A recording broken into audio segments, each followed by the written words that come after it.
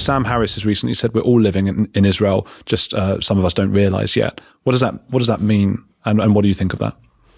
I think it's an astute point, and it's one that many of us have made over the years. So I've reported on and from Israel for well over a decade, for basically most of my adult life as a writer and a commentator and broadcaster.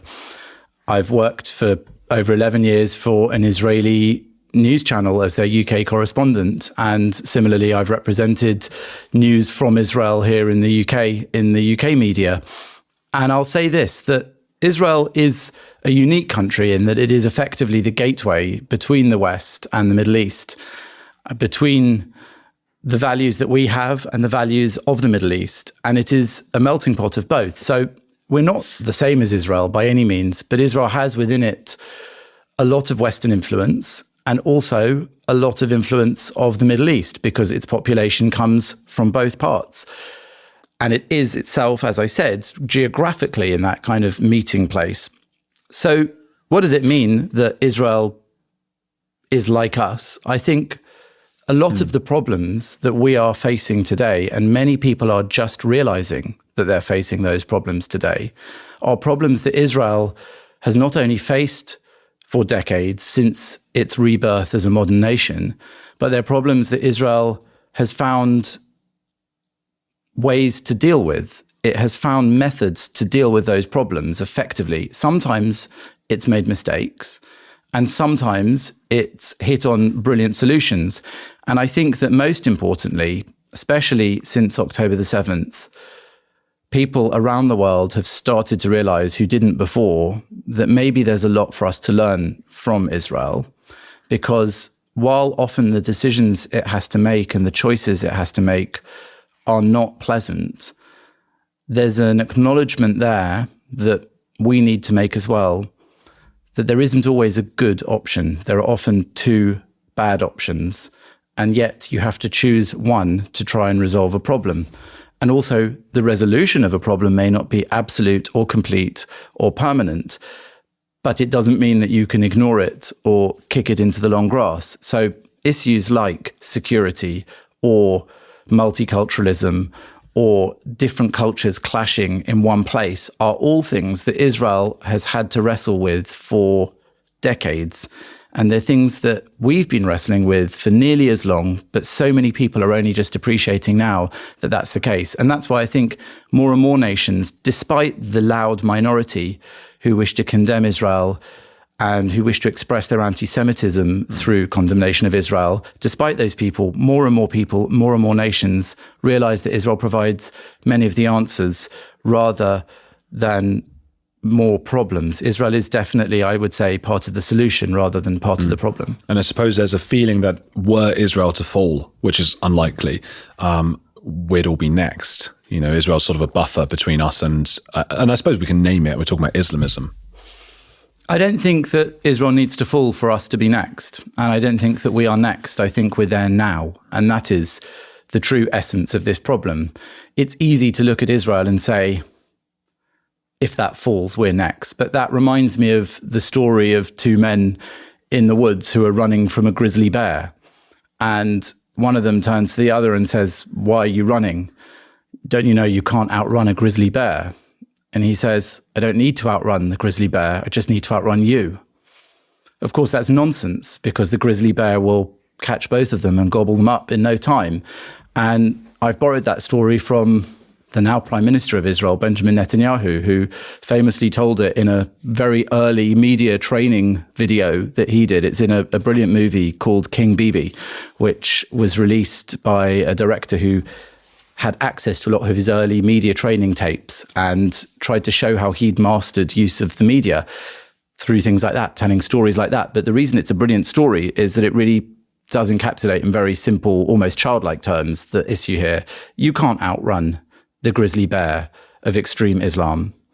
Extreme Islam, where it wishes to kill people, Jews and non-Jews, first the Saturday people, then the Sunday people, will not stop because it's gobbled up the Jews.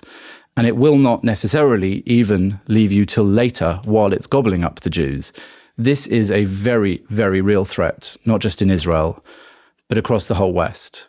And not just to Jews, but to all non-Muslims, because People who use Islamic teachings and texts and cultures to kill non-Muslims, who use that as a justification for waging jihad, holy war, brutal killing, rape, torture, kidnapping of people who are not Muslim, are not thinking in the same way that we think in the West. And so for us to try to tackle that problem with the politeness or the tolerance that some have made the be-all and end-all of our society is definitely not going to fix that problem.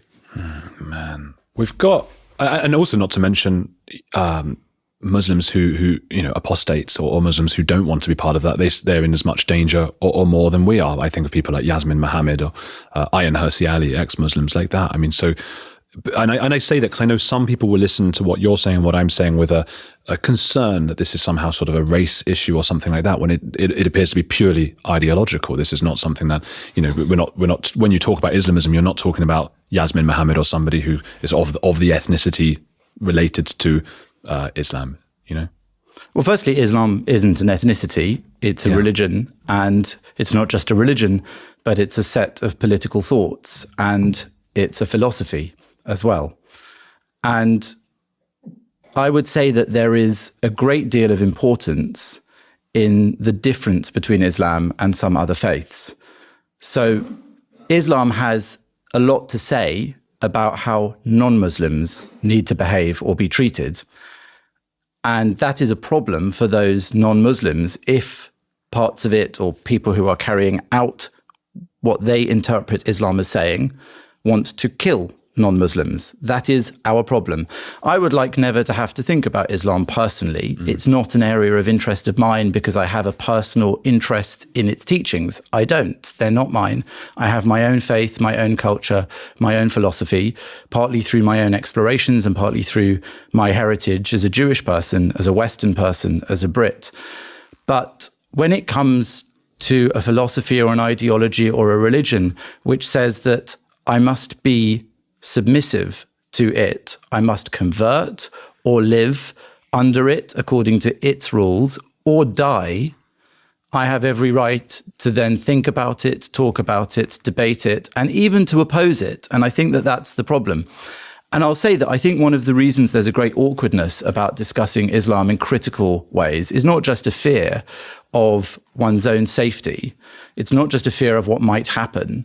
As you said, many would-be reformers of Islam themselves are in extreme and grave danger because of their outspokenness about what they disapprove of in Islam.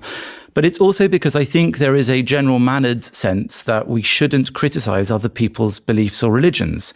That seems to me something which is fundamental to our history and our way of being. And particularly when it comes to Jewish people, when I talk to Jews about these issues, there's a look of fear on their face that you might bring it up. Less so after October the 7th, incidentally, but we can get to that in a moment.